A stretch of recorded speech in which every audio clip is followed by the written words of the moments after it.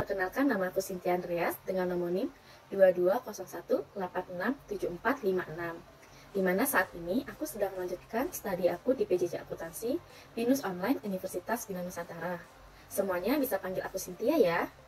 Di sini aku akan mengajak kalian untuk mengenal tentang apa itu intelektual kapital ya. Topik yang dibawakan adalah edukasi tentang intelektual kapital atau bisa disebut juga modal intelektual. Di sini aku akan membahas apa itu intelektual kapital dari beberapa penelitian para ahli.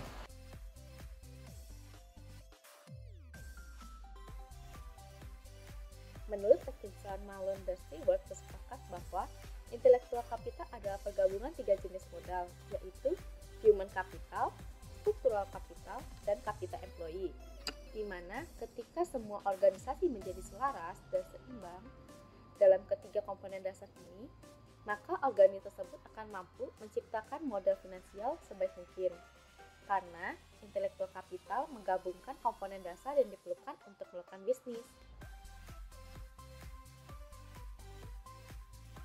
Aset tak berwujud didefinisikan sangat sempit, tidak termasuk aset seperti manusia sumber daya, loyalitas pelanggan, dan reputasi perusahaan.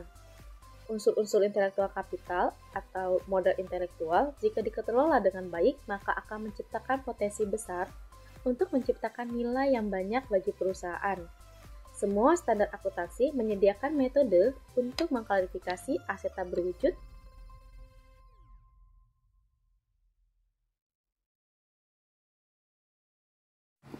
FAIC salah satu model yang sangat populer di berbagai negara, tapi FAIC tidak mengukur intelektual kapital, namun mengukur dampak dari pengelolaan intelektual kapital yang bila perusahaan memiliki intelektual kapital yang baik dan dikelola dengan baik, maka akan ada dampak yang ditimbulkan.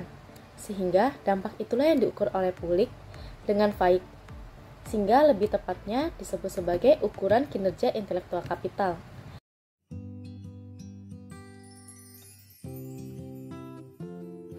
Nah, semuanya setelah kita mengetahui apa itu intelektual kapital atau modal intelektual, sekarang kita cari tahu yuk apa aja komponen di modal intelektual.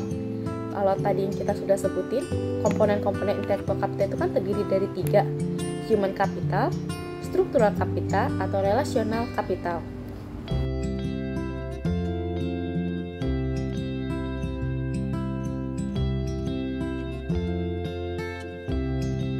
Sekarang kita cari tahu yuk apa aja arti dari komponen-komponen tersebut. Untuk komponen pertama yaitu human capital atau modal manusia adalah campuran pengetahuan, keterampilan, kemampuan, pengalaman, dan pengetahuan profesional yang diperoleh karyawan melalui pelatihan dan pengalaman. Human capital mencakup pengetahuan dan kemampuan karyawan dalam memecahkan masalah bisnis, serta kemampuan organisasi untuk memanfaatkan sepenuhnya sumber daya manusia berdasarkan kreativitas dan inovasi. Lalu, untuk komponen kedua yaitu modal struktural.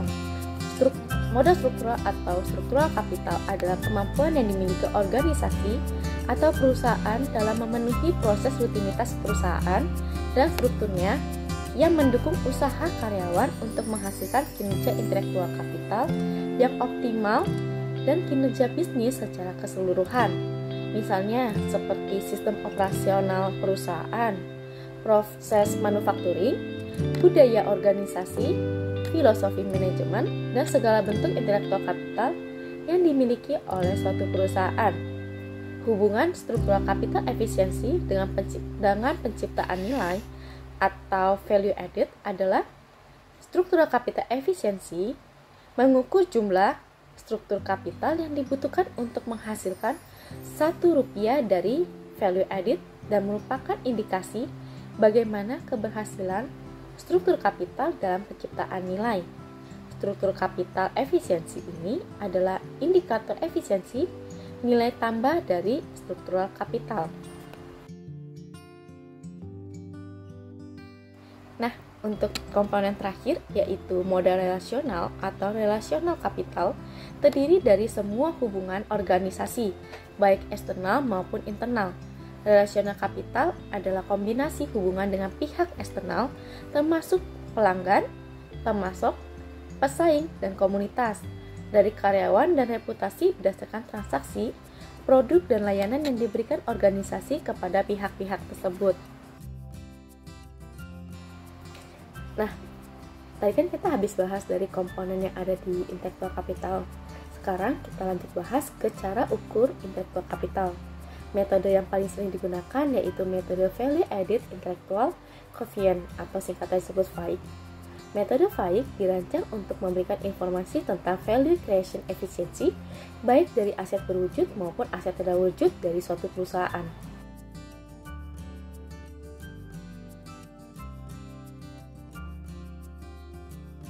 Tahap pertama yaitu menghitung nilai value added dengan menggunakan rumus FA sama dengan OP ditambah EC ditambah D ditambah A, di mana masing-masing keterangannya FA yaitu value added, OP yaitu operating profit atau laba operasi, EC yaitu employee cost atau beban karyawan, D yaitu depreciation atau depresiasi, A amortization atau amortisasi.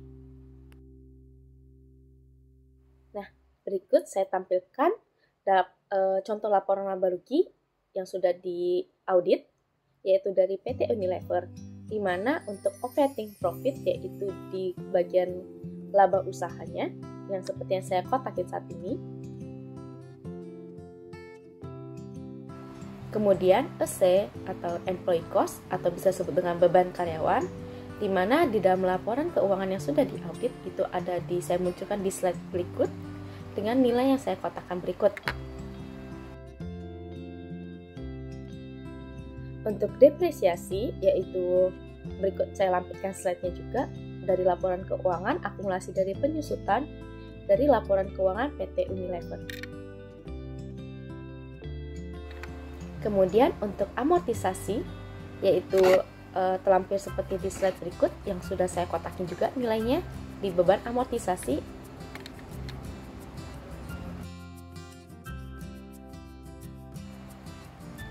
Berikut human capital atau total upah dan gaji dari laporan keuangan dari PT Unilever. Kemudian, untuk tahap ketiga yaitu menghitung nilai relational capital efficiency atau singkatannya RCE atau rasio RC terhadap VA dengan menggunakan rumus RCE sama dengan RC dibagi FA, di mana keterangan ini singkatan RC yaitu biaya pemasaran, FA adalah value added. Berikut saya lampirkan laporan keuangan yang sudah diaudit dari PT Unilever. Untuk RC sama dengan biaya pemasaran, berikut saya lampirkan slide-nya. Kemudian untuk tahap keempat yaitu menghitung VAIQ dengan menggunakan rumus VAIQ sama dengan HCI ditambah SCE ditambah RCE. Semuanya, sekarang kita lanjut yuk ke topik selanjutnya, yaitu bagaimana sih cara perusahaan untuk meningkatkan modal intelektual. Kita bahas satu persatu komponen ya. Untuk komponen pertama yaitu human capital. Lalu, bagaimana ya cara untuk meningkatkan komponen ini? Yuk, kita lanjut lagi untuk komponen kedua dari intellectual capital, yaitu modal struktural atau struktural capital. Lalu, bagaimana ya cara untuk meningkatkan komponen ini? Mari kita cari tahu lagi ya. Nah, kita sekarang sudah di komponen terakhir nih. Komponen terakhir dari intellectual capital yaitu modal relasional. Nah, bagaimana ya cara untuk meningkatkan komponen ini?